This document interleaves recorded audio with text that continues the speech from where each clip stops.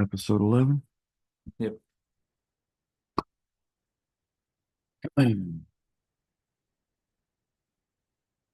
Hey, welcome back, everybody. This is Curt Schilling with my host, Garrick Schilling. How you doing, G? What's going on, everybody? How we doing? Episode 11 of the complete game starts now. Couple quick notes around the league. Kansas City, hottest team in baseball, 9-1. But as I talked about a couple episodes ago, pay attention. They won 9 of their last 10. The run differential is still -5. So that's something to be aware of. LA, the Dodgers have won 5 in a row. And then in the AL Central, check out Cleveland. The Indians are 18-13. And I say, based on the way they're playing with a -24 run differential, that's just not going to last. I want to see them do well. I like that franchise. I like what's happened to that franchise since Terry went there. But that's a team that is their record belies, I think, the way they're playing. But as the season goes on, you'll start to see run differential fall more in line with the records, and there won't be the aberrations around the league. Um, the NL West, we're in May. Four of the five teams in the NL West still better than 500. So that's going to be a black and blue division this year. The since we last talked, G, the Colorado's 6-25. They were 4-20, so they're 2-2. They So won two games. they won They two they games. might sweep the Giants tonight. Yeah.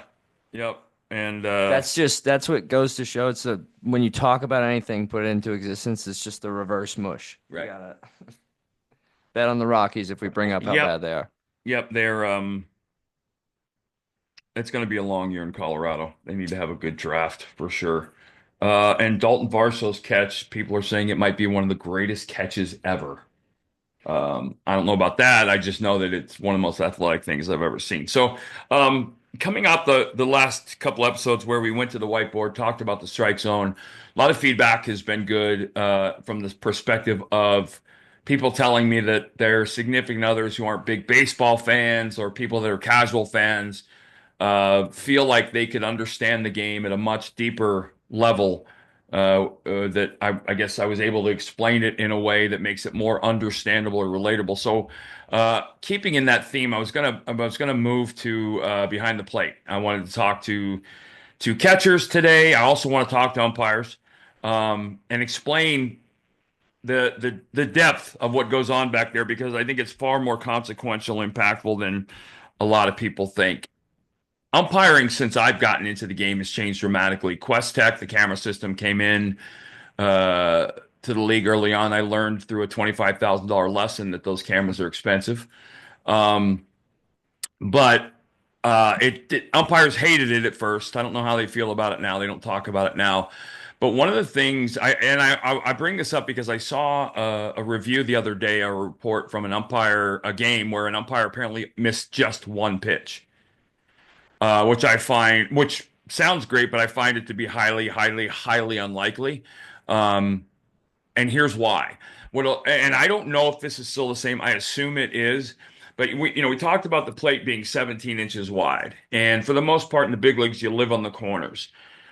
When the scoring system initially came into play, the four most important inches on each side of the plate are the two on the corner and the two off the corner, and the two on the inside corner and the two off the corner. Those 4 inches were not part of the system, meaning an umpire couldn't get a pitch wrong no matter what they called in those 4 inches. So on the corners of the plate where I tried to live and where pitchers in the big leagues tried to live, they didn't get scored because they figured the margin there was so small that, everybody's going to miss some. But when you see an umpire grading out perfect, I still believe that to be the case based on what we're seeing from umpires. And, Angel Hernandez and his buffoonery made me understand and believe that one thing for sure was happening. And if you go back and talk to pitchers and to hitters all time, um, the one thing you'll find in every conversation, all hitters would love a smaller strike zone. All pitchers would love. I would love for balls to be called strikes and all the things go with that. But the one word you'll always hear from pitchers and catchers and most umpires is consistency. I need to know that that pitch that I throw for strike one will be strike three. because I'm setting up for a pitch, and I'll use I as a fastball pitcher, I used to use my first inning to kind of feel my umpire out. And if we back that up, there's a lengthy amount of preparation involved.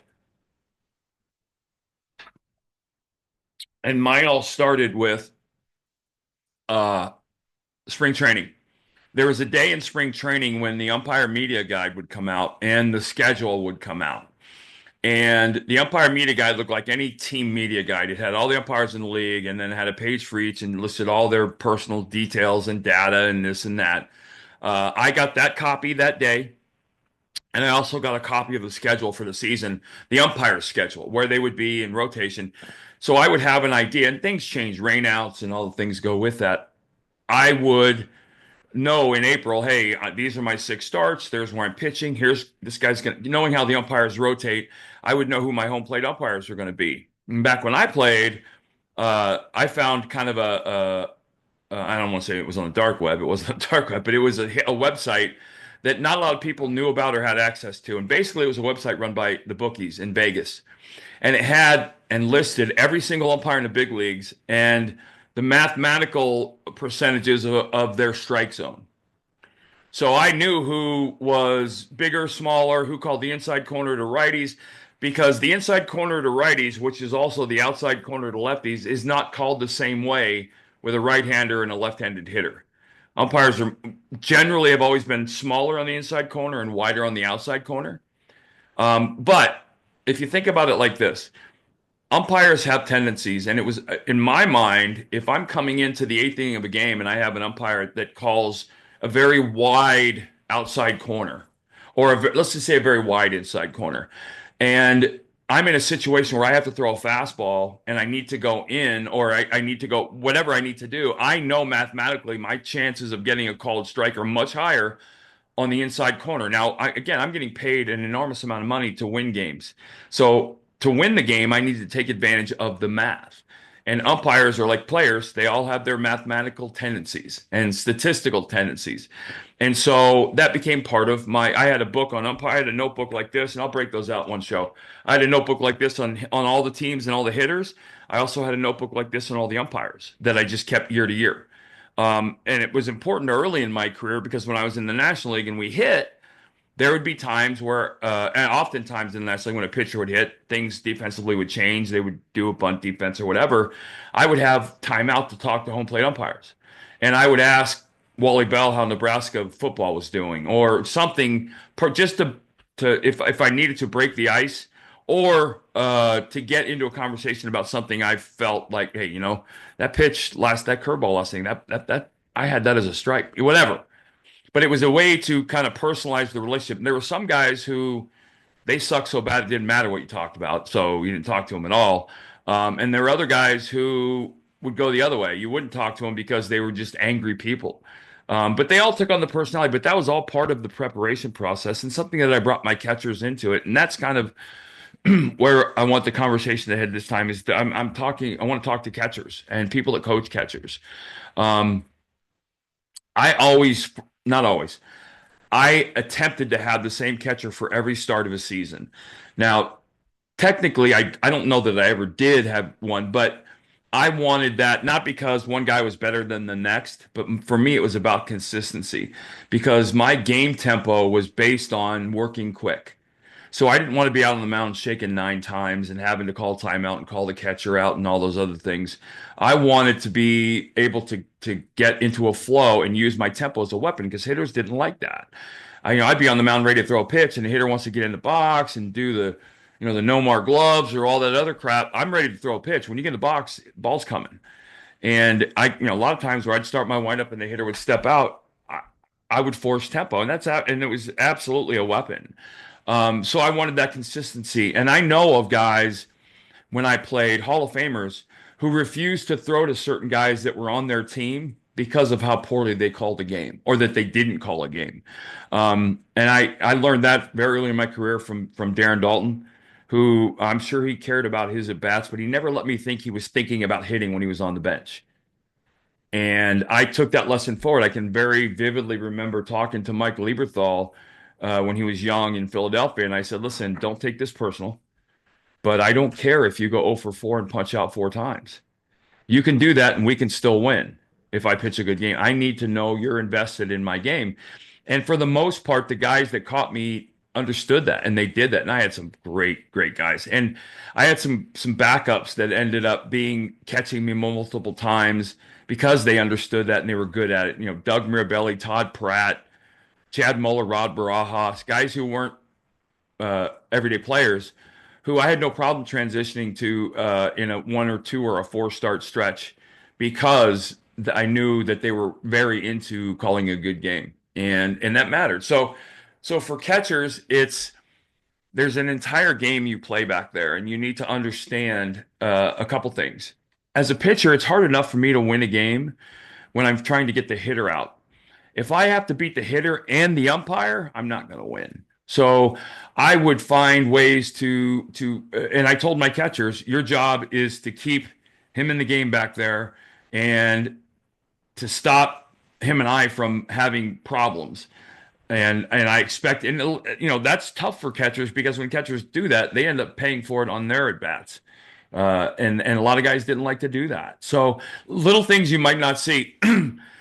Darren and well, the good ones used to. If I was doing something from a location perspective, they would reach back and tap the umpire on a leg, like on the inside leg, to say, "Hey, I'm going in this pitch to be ready for the. I'm setting up outside, but I'm going to the other side of the plate or something like that." Never catching umpires off guard. And if you work quick, first of all, umpires are your fan anyway. The umpires always love to be behind the plate for pitchers that throw strikes and work fast. But if I can have the umpire, and I knew in my books, umpires and hitters, I knew there were umpires that disliked certain hitters, couldn't stand them. And I would take advantage of that. And I knew umpires that loved certain hitters, and I was at a disadvantage in that at bat, and I would understand that going in, and I would say things like that. But when you look at guys, there were guys um, who would complain, guys who in their career they don't believe they ever took a ball. Umpires hated that stuff. And because if you think about it, the umpire is generally going to be getting booed every single night behind the home plate. It's a thankless job in many ways, but the less interaction the fans have with the umpire, the better off you are. And that was always the thing I always noticed. Guys like Ed Rapuano, Tim Tashita, um, and I'm going to remember his name here in a minute, but uh, not Barrett, Ted Barrett, um, and I had a Hall of Fame. I'm trying to remember his name. My first big league start, he was behind the plate, and he is a Hall of Fame umpire. Passed away a couple of years ago. I And was I'm gonna say I don't know many umpire Steve names. Palermo. There you go. Steve Palermo, the man. Steve was actually shot interjecting in a robbery and was paralyzed for a long time. But he umpired my first big league game, and one of my most iconic moments of my career, one of the most memorable things that ever happened to me in my major league debut. I didn't know Steve Palermo at the time, but and I look back now and think how unbelievably lucky I was. I got done with my warm-ups, and here comes the home plate umpire, and he's rubbing a ball up, and he comes out to me and goes, "Hey, listen, kid, just throw the first one close. I'll call it a strike, and we'll get going." And I was like, "Oh, okay, cool." And Wade Boggs led off, and I threw a ball that was borderline. He called it a strike, and off we went. But there was also a sequence during the game when I was mixing up my pitches. I was forgetting. So one fastball, two split, three slider. And Mickey Tettleton, who was catching, put down three, and I threw a split, and it bounced and hit Steve in the shin.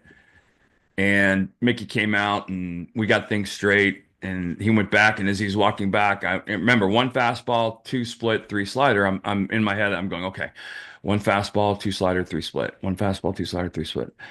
He goes back, puts down split. I throw a slider. Steve Palermo gets hit again. This time, Steve Palermo comes out and he goes, "How we doing out here, big guy?" And I was like, "I'm kind of making." He goes, "Yeah, that needs to stop, and I don't want to have to come out here again. So remember, two's a split, three's a slider." And I'll never forget. But again, umpires have the ability, and let me just say this to umpires: the one way to guarantee fewer confrontations on the field. And this, without a doubt, every time it happened, it absolutely ended the conversation. Be okay to admit when you're wrong. And are you so in game 4 of the 2001 World Series, we're in Yankee Stadium, and Shane Spencer's at the plate. And I didn't want to throw Shane fastballs away in Yankee Stadium because he could hit the ball well the other way. But I did want to start. He wasn't aggressive early, so I figured I'd start him off with a fastball way and I'd pound him in. First pitch, Ed Rapuano's behind the plate. To me, one of the 5 best umpires I ever had behind the plate. And I painted the first pitch. Beautiful pitch, ball. And I'm like, oh shit. Like and you have to understand every pitch matters. It really does. But the first pitch he calls a ball, and I'm like standing back like I can't believe you just did that. Now I'm 1-0 and I'm like, okay, I need to get a strike in this count. And I'm looking at him and he kind of does like a little tap my chest kind of a thing. I throw a fastball away again. Shane Spencer hits a home run to right field. As he's rounding the bases, Eddie's yelling, "My bad right there, my bad." Like he knew he missed. And I was like, what can I say to that? As a pitcher, you can't say anything to that. But as an umpire, you just disarm everybody. Because if a guy keeps going on you after that, throw him out of the game. He's looking to get thrown out of the game. He's not going to get any better. But the good ones will always do that. The good ones will always say, you know what, I might have missed that. I might have missed that, which is umpire speak for I absolutely blew that call. Because, a lot of people don't understand it's one pitch, it's only every single pitch from a good pitcher to me is with intent and with purpose to execute off a former pitch or to set up a future pitch. So, but as you catchers back there, one of the things that you have to be is you have to be a psychologist for all 15, 13, 14, 15-year pitchers. Everybody tweaks and ticks differently. And you have to know that which ones you pat on the ass, which ones you kick in the ass, which ones you got to talk through it, which ones you got to walk through, whatever. That's your job. That's your biggest job. And in the day and age of sabermetrics and with the strike zone being, they're talking about going to an electronic strike zone, which would, if they did go to go ahead. That's what I was going to ask you about because I was listening to Christian Yelich talk about that they're actually doing that in spring training stadiums now. So I mean, that is as real to me as it's ever sounded. Right. That could be robotic as soon as I don't think they will because I think if baseball ever goes to a fully electronic strike zone, you'll never see a 300 hitter again. I also think it kind of removes like the human element of what makes it fun to talk about at the bar or with your friends, like when you're watching an actual baseball game. Like you said, part of the thing you want to get into is talking about the game within the game. Right. Well, what makes that enjoyable is the conversation around that between fans of the game. So having an umpire's call to debate or knowing for a fact that's so outside, those are the things that guys like to talk about or gripe about. Well, unfortunately, we've gotten to a point in time where instant replay has made everybody think you can get every call right. But we've seen instant replay, excuse me, even when instant replay is ruled, it's ruled wrong. Excuse me. So the human element is going to have to be a factor. But like I said, if you think about the way the game has grown over the last 30 or 40 years, it's grown because they've wanted to increase the number of runs because they believe that runs create fan excitement and they bring people to the game. If you expand the strike zone to the rule book, hitters will stop hitting because it's not possible to defend the entire rule book strike zone. It just isn't. From the armpits to the hollow of the knees across the plate, nobody can cover that. And so I think you'll see.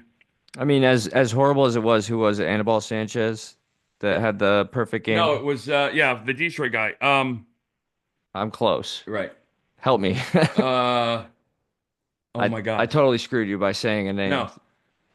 Anyways, Right. that's what I'm talking about, where obviously that's a horrible, horrible thing that happened and you feel bad for the pitcher. But at the same time, like what a conversation and what like a moment that was in the pop culture zeitgeist of Armando sports. Galarraga. Armando Galarraga. Anibal Sanchez. Yes. So close. Okay. But yeah, that was a lightning bolt on Great every example too. Jim Joyce might be one of the kindest, nicest men you've ever met in your life. Oh, what a classy move. And a phenomenal umpire. Yeah. Oh, Phenomenal umpire. he felt. I mean, In tears yeah. afterwards because of what, and everybody, you, the only people who mishandled that whole thing were the fans. The player, the umpire, everybody involved got it right, except Jim. And let me just go back and say, Jim Joyce is one of the greatest human beings to ever live, and an exceptional umpire. And to see that, because that didn't even need an eye test, in the sense that like everybody was sitting there thinking, well, no, there's no chance. But without the system, they couldn't fix it, right? You couldn't have the home plate umpire go, I had a better look at I it. mean, he apologized the next day, so it Right. was pretty He evident. knew. Yeah. Oh, he knew. He knew coming off the field. Yeah. And he was terrified to see the film. And Galarraga today would have had a no-hitter.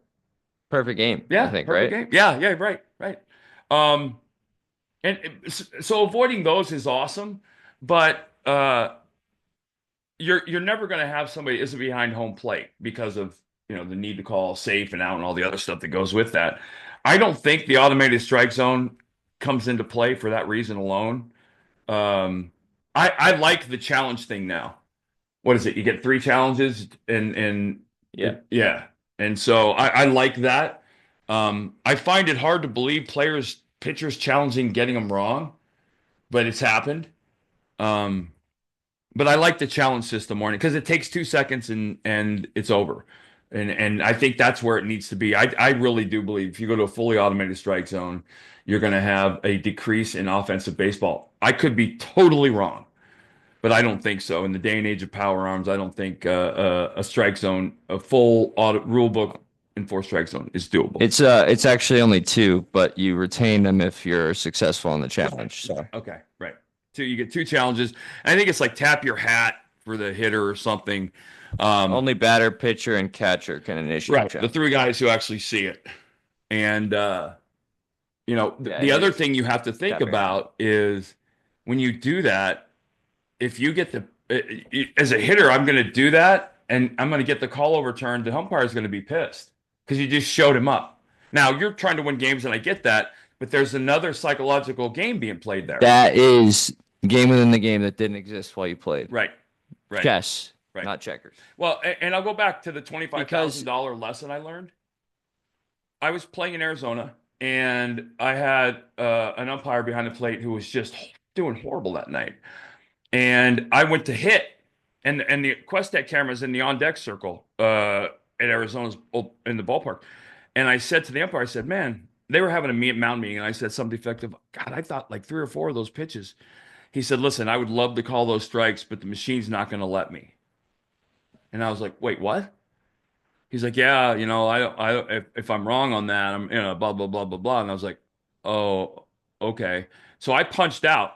And I walked back, and as I was walking back the dugout, I went over to the camera. I just took my bat and I just started hitting, and I broke it.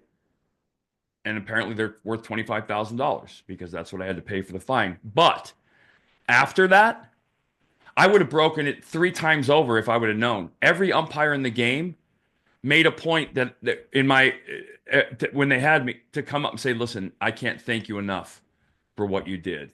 Like they hated the system. And anybody's going to hate a system that calls them out, and the only time you ever hear from it is when you're wrong, right? But it's consistency, and that's the thing that everybody on the field is after. And like I said, and someday I'll tell you the story about Joe West, literally almost rigging a game that I pitched in because I had made fun of him. And that can't happen now with the new system. Joe West, who was a phenomenal umpire, by the way, and I say that kind of tongue in cheek, but it happened in a game in 1997. Um, but so to you catchers out there, um, if I always used to, so my preparation involved always talking to my catcher, but the day I pitched, I had a pregame meeting. I want to say it was 2 hours and 15 minutes before first pitch, and that was pitching coach, catcher, me, and my defender. For when Boston, it was Petey, my second base, whoever I had managing my outfield and moving my infielders around was in that meeting. I went over every hitter, my game plan. I explained it to everybody where I wanted my defense, and then we talked about at the end would be about the umpire. Okay, Uh, Eddie Rapuano's behind the plate today. Eddie's good on both corners. He's consistent on both corners. Generally doesn't miss stuff. We don't need to any conversation. He's fine. He's going to be fine. And there were umpires like CB Buckner and Greg Gibson who were so bad that you just said, there's nothing you can do. You just hope he blows all the calls tonight in my favor because he's going to miss half of them. And they really had no business being in the big leagues. That's the thing. That's the only thing left, in my opinion, to managing umpires. Umpires now need to be scored, which they're getting scored, and they need to be sent down when they're not performing, just like the players. And, that's not as easy as it is sounds because there's a lot of logistics involved. But and I do believe it's happening to some degree because I have seen umpires being changed around, but the umpires in the big leagues must be scored, graded, and demoted, promoted based on that. Because there were umpires in the big leagues, and I not to get political, I'm not going to get political, but there was a long period of time where it felt like you had umpires of different ethnicities in the big leagues because that was what they needed that quota filled. And it was a disservice to umpires of any race to have umpires in the big league. This is the world's best players. This is the fastest baseball gets played on the planet. It's hard. And as players, we always acknowledge that. And I never expected umpires to be perfect, but I needed them to be consistent. And there were umpires in the big leagues who had no business being there. And that was frustrating. And both ways. When I was young, and I loved him to death, Frank Poley was an umpire behind home plate. You remember Eric Gregg, the enormous who ended up passing away. Eric Gregg, and it was kind of a sad thing. Eric Gregg was for me, a great pitcher's umpire. It was embarrassing. His plate was forever wide. But physically, Eric Gregg wasn't in shape I never had him for a day game where he finished the game behind the plate. He physically couldn't stay on the field for 9 innings when it was that hot, so he would get pulled off. And I do believe that should be a physical requirement to being an umpire too, because of the hustle and all the stuff that goes with it. They need to be moving around. But you catchers out there understand that to gain the confidence of your pitchers, you need to talk and think like a pitcher. And that's not easy to do. I think after being a quarterback in the NFL, I think being a catcher in the big leagues is the second hardest job to be exceptional at, not to play, but to be good at. It's one thing to play that, and you have to be talented to do it. But I think to be exceptional at it, you have to be cerebrally a really, really deep person. And being a great catcher in the big leagues is not about your on-base percentage. Although a lot of you get an argument from a lot of sabermetricians, it's also one of the things that the sabermetrics people hate. They hate the fact, they've come up with framing metrics and all this other stuff. They want stuff they can quantify. And there's a lot of things a catcher brings to the table that sabermetrics doesn't quantify. And if you want to find out what it is, ask pitchers because they know. So, You got anything else you want to get to before we do a couple questions you got on your anything? person? What do you got? Yeah, I got a couple questions for Yep. you. Just going off of our Rockies topic a little bit last week, I was looking around at a lot of Rockies questions on Reddit and certain forums, and kind of just the general consensus is nobody really knows who to blame when you're 6 and 25 or Right. whatever it is. Right. But with so much development involved, like, Everybody's to blame when you're 4-23. but you can't. Right. But you can't fire the players. Certain people have so much control Right. over But you that can't fire the players, situation. right? From your perspective as a player, who would you be blaming? Well, Or that's 100% on the general manager. The general manager is responsible for every person in uniform and the baseball ops people, right? So Jerry Jones in Dallas, right? I think every Cowboy fan in the world would love for Jerry Jones to hire a GM and walk away. Hire your football guys, let them do their football things and shut your mouth. It's not fantasy football. He's one of the reasons why they've missed for so many years. Baseball is very much the same way. If you're going to hire a general manager and give him the ability to do the job you want him to do, let him do it. And as I understand it in Colorado, I don't know this, they may all be everybody in the front office that is in baseball ops, they call it, and everybody in uniform from your big league roster, big league coaching staff, trainers, strength coaches, chefs, to minor league coaches, to minor league. Everybody is in the places they're in because of you. You hire your director of baseball ops. You hire your minor league pitching coordinator. There's hundred, it's almost like the presidency where you have 1,000 different jobs to hire your first week in office. That's what a general manager does. And so you have to hire people. If I'm a general manager running the Colorado Rockies, well, if I'm a general manager at all, I need to hire people that I can fire and forget. And by fire and forget, it's an ammunitions thing. I want to be able to turn you loose, tell you what I want, and have you come back to me with a progress report. I don't want to have to micromanage you, right? So if I'm we talked about it, right? The pitching coordinator thing. If you don't teach a specific way to pitch in that organization, because it is different than every organization, I believe every organization should do this. You're making a mistake. I don't want my kids to understand pitching in altitude for the first time in Denver. I need them to experience that, what it means to them physically and emotionally, what their body does, how it reacts. There's millions of offshoots and things that happen. But when a team is 4-23, I'm okay with the fact that crap rolls uphill in that sense at the top. It's the GM. And ultimately it's the owner who hired the GM. I was gonna say, at what point does it get to the owners? And you and I have Not talked about this, right? If you're a Cleveland Browns fan, give me a team that hasn't been to playoffs forever. The Dallas Cowboys, 20 years. New York Jets. The New York Jets, great example. If you're a fan of a team that hasn't been in the playoffs and has had 3 bad years, coach, bad personnel, bad draft, really bad Aaron Rodgers injury, something drastic, right? In baseball, 162 games, it tends to be. One year we may have put a record number of people on the roster, the injured list. When that happens over 3 or 4 years, you generally can look at little micro decisions inside. When it happens over 5 or 6, you generally are looking at probably a coaching thing or a front office thing. When you're talking about 10 years or more, turnover in sports is so dramatic, right? Rosters turnover every year, coaching staffs turnover every year, every couple years, whatever. Nobody's the Pittsburgh Steelers who have hired what, 4 coaches in 60 years? Yeah. Mostly everybody's everybody else. Some teams have had 9 quarterbacks the last 3 years. But when you're talking about a decade or more, what's the only constant in an organization over the last 30 years? Who is the only person outside of maybe somebody working in tickets that is a constant? The guy who owns the The boat. guy who owns the team. And you'll generally find that to be the enormous problem. The Jerry Jones, I know football as well as my football people.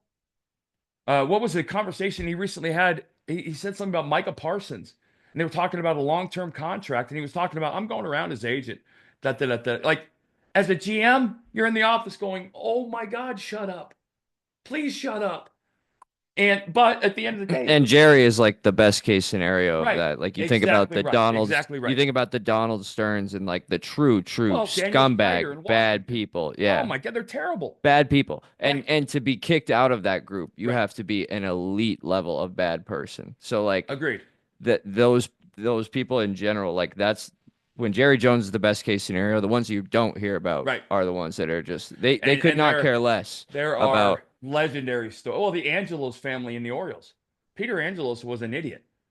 And God rest his soul, he was horrible. He did more disservice. And I I mean, we don't said the Jets as our example for a right. bad franchise. Woody Johnson, Yeah, Johnson and Johnson. right. And there's but again, I honestly believe the owner should have some sort of control to the sense that where when an owner does a disservice to the game, to a team, like what Daniel Snyder did in Washington should have gotten him fired from the league. Woody Johnson, the Jets, I mean, that's a New York market. Like that's a dream market. How can you screw that up? But they did. Cleveland. I mean, They're it's just the organizations that you see on those NFL and MLBPA surveys at the end of the year that consistently trash the facilities, the travel, the way they treat right, your family. That's how you know. right. They don't give about the franchise. It's another thing to make money. They don't understand the personal level of detail that matters to me, the player. And to me, the fan, like Right. to Well, everybody but that that's invests one their mistake free because if time. they understand my personal needs as a player, they're addressing your needs as a fan because they're making me happy. I'm playing my ass. And for the most part, players are going to play their ass off anyway. Yeah. But when you're playing for, I can, Mr. McMorris, who I mean, used how to, much easier is it though for you having been there when that experience is enjoyable? You know what I mean? it's more motivational. I'm, I You want, want to I be there. want my owner to be proud of me. And, few owners get to be known that well anyway in the clubhouse, but I played for a lot. The Giles family. Bill Giles loved the game. I don't know how good of an owner he was, and he and I got into some shouting matches, but I loved him to death. He loved the team. There was never any doubt in my mind that he wanted to do what was best for the team. I just think at times when he did it wrong, I didn't like it. But I knew he loved his team. But that's a relationship you'd hope to have with an owner. Jerry Like Colangelo, with family, you have disagreements, and that's Jerry how it Colangelo works was in a the locker best room. I ever had in Arizona. Jerry basically said, "Listen, dude."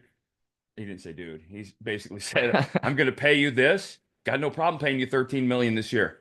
Win a World Series."